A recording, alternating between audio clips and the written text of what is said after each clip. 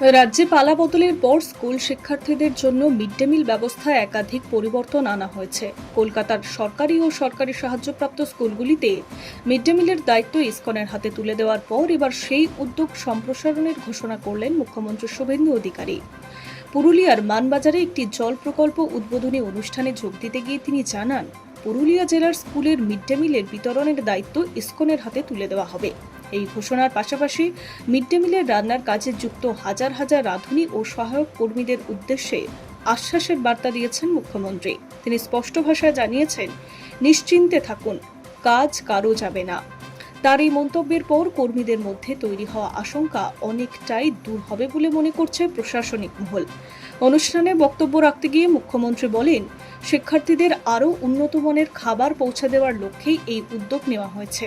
তিনি জানান, বিজেপি সরকার mid day মিলের জন্য খাবার বরাদ্দের 10 টাকা বৃদ্ধি করেছে। এর ফলে ছাত্রছাত্রীদের জন্য পুষ্টিকর এবং উন্নত মানের ব্যবস্থা করা সম্ভব হবে। মুখ্যমন্ত্রী আরও বলেন, কলকাতায় বর্তমানে প্রায় 2,45,000 পড়ুয়া ইসকনের মাধ্যমে সরবরাহ করা খাবার পাচ্ছে। বিরোধীরা নানা ধরনের অভিযোগ তুলছিল। বলা হয়েছিল, বিজেপি সরকার এলে শুধু ইসকনের প্রসাদ খাওয়ানো হবে, ডিম দেওয়া হবে না। কিন্তু বাস্তবে আমরা যেমন শুদ্ধ ও স্বাস্থ্যসম্মত খাবার দিচ্ছি, তেমনি সপ্তাহে 2 দিন ডিমের ব্যবস্থাও করেছি। মিড ডে মিলে ডিম সরবরাহ নিয়ে অতীতে যে বিতর্ক তৈরি হয়েছিল, সেই প্রসঙ্গও উঠে আসে মুখ্যমন্ত্রীর বক্তব্যে। তিনি জানান, ইসকনের মূল খাবার সরবরাহের দায়িত্ব পালন করলেও ছাত্রছাত্রীদের পুষ্টির কথা মাথায় রেখে সপ্তাহে 2 দিন ডিম দেওয়া হবে। এই ডিম সরবরাহের দায়িত্বে থাকবেন স্বনির্ভর গোষ্ঠীর ওপরে। মুখ্যমন্ত্রী বলেন, স্বনির্ভর গোষ্ঠীগুলিকে যুক্ত করে আমরা ডিম বিতরণের ব্যবস্থা করেছি। ফলে একদিকে যেমন শিক্ষার্থীরা পুষ্টিকর খাদ্য পাবে, অন্যদিকে স্থানীয় মহিলাদের কর্মসংস্থানও বজায় থাকবে।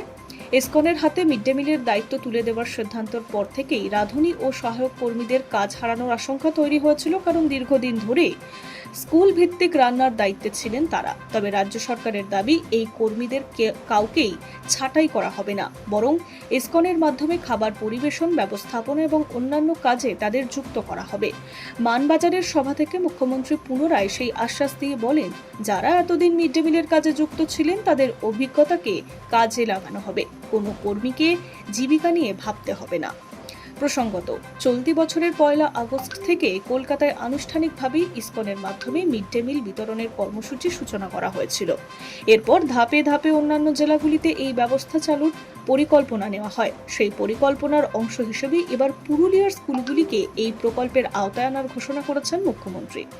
রাজ্য সরকারের দাবি, এই উদ্যোগের ফলে মিড ডে মিল ব্যবস্থায় খাদ্যের গুণগত, স্বাস্থ্যবিধি এবং সরবরাহ ব্যবস্থার উপরেও উন্নতি হবে।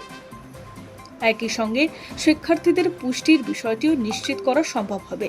এখন দেখার, পুরুলিয়ার এই নতুন ব্যবস্থা কার্যকর হওয়ার পর বাস্তবে কতটা সুফল মেলে এবং শিক্ষার্থী ও অভিভাবকদের প্রক্রিয়া কি হয়। Hi news network.